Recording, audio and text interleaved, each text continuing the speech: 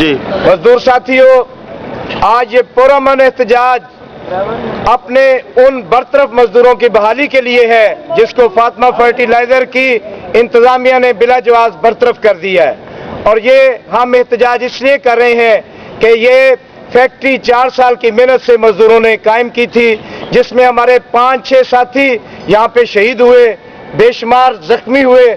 اب جب یہاں پہ کام شروع ہوا تو مزدوروں کو کام نہیں کرنے دیا جا رہا ہے۔ ہم چاہتے ہیں کہ یہ فیکٹری چلتی رہے، یہ پہیہ چلے تاکہ لوگوں کو روزگار ملے، غریبوں کو ان کا حق ملے۔ آج کا احتجاج اسی سلسلے میں ہے۔ ہم نے کوئی یہاں پہ کسی قسم کا وہ رویہ اختیار نہیں کیا جس کی وجہ سے فیکٹری بند ہو۔ ہمارا احتجاج پرامن ہے، ہماری جدوجہد پرامن ہے۔ ہم صرف یہ مطالبہ کرتے ہیں کہ جن مزدوروں کو برطرف کیا گیا ہے ان کو فوری طور پہ بحال کیا جائے۔ مزدور اتحاد